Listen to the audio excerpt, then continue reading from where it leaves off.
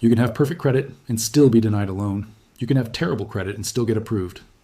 This isn't inconsistency in the system. It's evidence that credit scores serve a different purpose than what you've been told. I want to show you exactly how the credit system actually works, because once you understand this, you'll see why most people stay trapped in financial mediocrity while others access unlimited capital. The credit score system teaches you that access to money depends on your past behavior. Pay your bills on time, keep your balances low, don't apply for too much credit, and you'll earn the right to borrow money. This sounds reasonable, it sounds fair, but it's not how wealthy people access capital. When a billionaire wants to buy a company, they don't submit a credit application. When a real estate mogul wants to acquire properties, they don't get their credit score checked. When private equity firms want to leverage billions, no algorithm reviews their payment history. Wealthy people access money through relationships, through assets, through structures most people never see. Here's what actually happens. Rich people walk into a bank and the conversation goes like this. I want to borrow $50 million. Here's my portfolio of assets worth $200 million. Here are my connections on your board of directors. Here's my track record of profitable deals. The bank says yes immediately, no credit score required. But when you walk into that same bank asking for a $50,000 business loan, suddenly they need to analyze your credit score, your debt-to-income ratio, your employment history, your spending patterns. Why? Because you're playing a different game entirely. The credit score system exists to manage access to small amounts of money for ordinary people. It doesn't govern how large amounts of money move between wealthy individuals and institutions. Understanding this distinction is crucial because it reveals the system's actual purpose. Credit scores create what I call artificial scarcity. Banks can create money through the lending process. When they approve your loan, they don't take money from someone else's account. They create new money electronically. This is how the monetary system works. Money is abundant, not scarce. Yet the credit system makes you believe money is limited and precious. You have to prove you're worthy. You have to demonstrate responsibility. You have to earn the privilege of accessing capital. This artificial scarcity serves a specific function. It keeps ordinary people competing for small amounts while wealthy people access large amounts freely. Think about this carefully. You're told that someone with an 800 credit score is low risk and someone with a 600 credit score is high risk. But risk of what? Risk of not paying back the loan? Here's what the data actually shows. People with lower credit scores often have lower incomes, which means they need the money more, which means they're more likely to prioritize loan payments even if they miss other bills. People with higher credit scores often have higher incomes and more financial options. If their situation changes, they might strategically default because they can afford the consequences. Wealthy people default on loans constantly. They walk away from underwater properties, declare bankruptcy to restructure debt, negotiate settlements for pennies on the dollar. This isn't reported as moral failure. It's called business strategy. So if credit scores don't actually predict payment behavior reliably, what do they measure? They measure compliance with the financial system. They measure how well you follow the rules designed for ordinary people. They measure how profitable you are to lenders over time. Someone with perfect credit has demonstrated they'll make minimum payments forever. They'll carry balances and pay interest. They'll follow all the system's requirements without questioning why the requirements exist. From a lender's perspective, this person is extremely valuable because they generate predictable revenue streams. Someone with poor credit is less profitable because they might pay everything off quickly, or they might default, or they might not qualify for high-interest products.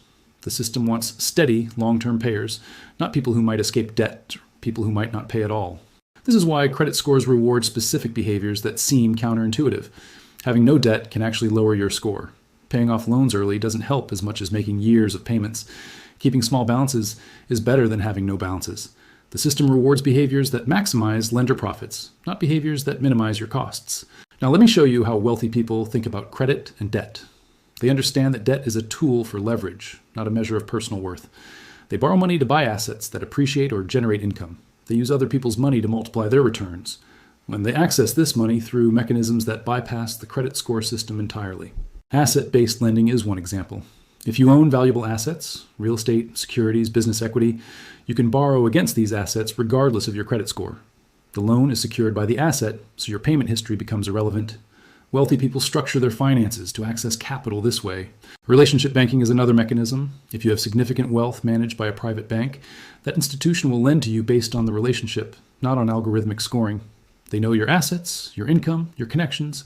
Credit scores become meaningless when the banker knows you personally and understands your financial position.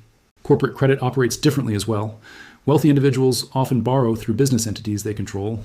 Corporate lending focuses on cash flow, assets, and business relationships, but not personal credit scores. This allows wealthy people to access large amounts of capital without their personal credit being evaluated. But here's the most important difference. Wealthy people understand that the credit system is optional. If traditional lending doesn't serve their needs, they access money through private sources. Wealthy investors, family offices, private equity, these sources of capital don't use credit scores because they're investing in opportunities, not managing consumer debt. Meanwhile, ordinary people are taught that credit scores are mandatory for financial success. You need good credit to buy a house, get a car loan, sometimes even to rent an apartment or get a job. The system makes credit scores feel essential, while wealthy people operate largely outside this system. This creates what I call the credit score trap. People spend years optimizing their credit scores, believing this will unlock financial opportunities. They make decisions based on credit impact rather than economic logic. They keep debt they could pay off because it helps their score. They avoid certain financial moves because it might hurt their credit. But while they're playing the credit score game, wealthy people are playing a completely different game. They're accessing capital based on assets, relationships, and opportunities.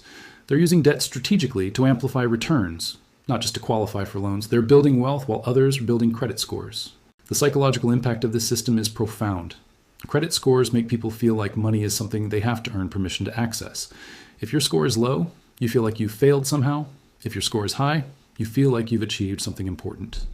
But both responses accept the premise that you need the system's approval to access capital.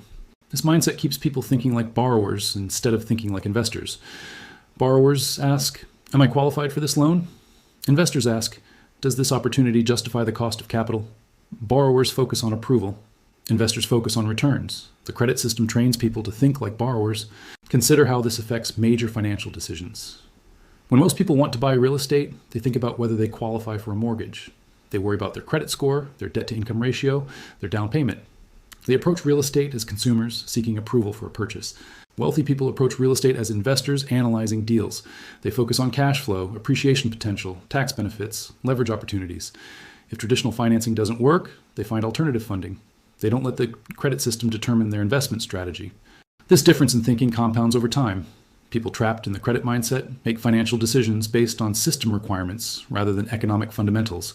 They optimize for credit approval rather than wealth building. They think about monthly payments rather than total returns. The credit score system also creates artificial barriers to business formation. Most entrepreneurs are told they need good personal credit to start a business. This makes business ownership seem like something you have to qualify for, rather than something you can create. It makes entrepreneurship appear dependent on system approval. But successful entrepreneurs often start businesses with poor credit or no credit. They focus on creating value, generating cash flow, building assets. They understand that business success creates access to capital, not the other way around. They don't wait for permission from credit scoring algorithms. The system perpetuates itself through financial education that treats credit scores as fundamental knowledge. People are taught to monitor their credit, understand credit factors, improve their credit over time. This education never mentions that the entire system is optional for those with sufficient wealth or business acumen. Schools teach credit management as financial literacy, but they don't teach asset-based lending, relationship banking, or alternative funding mechanisms. They teach the rules of the game designed for ordinary people, not the strategies used by wealthy people. This educational approach maintains the system by making people believe it's the only way to access capital. What most people don't realize is that the credit score system is relatively recent. FICO scores were introduced in 1989. For most of human history, credit was based on relationships and reputation. Lenders knew their borrowers personally. They made decisions based on character, assets, and local knowledge. The algorithmic system replaced human judgment with standardized metrics. This created efficiency for mass lending, but it also created control mechanisms that didn't exist before. Now access to capital depends on conforming to algorithmic requirements rather than demonstrating actual creditworthiness. This shift benefits institutions because algorithmic lending is scalable and profitable.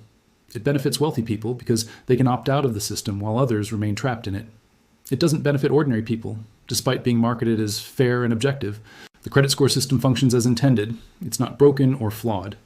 It successfully sorts people into profitable categories for lenders while creating artificial barriers that wealthy people can bypass. It maintains economic hierarchy by making capital access dependent on system compliance rather than economic value creation. Understanding this doesn't mean credit scores are irrelevant if you're not wealthy. The system exists, and you may need to work within it temporarily, but understanding its true purpose changes how you approach it. You stop optimizing for credit and start optimizing for wealth. You stop asking for permission and start creating value. The credit score prison only exists if you believe the credit system is the only way to access capital. Once you understand that wealthy people use completely different mechanisms, you can start exploring those mechanisms yourself. You can start thinking like an investor rather than a borrower. You can start building assets rather than building credit scores. The system wants you to believe that credit scores measure your financial responsibility, but they actually measure your compliance with a system designed to extract profits from ordinary people, while wealthy people operate by different rules entirely. This understanding is the first step toward financial independence that doesn't depend on algorithmic approval.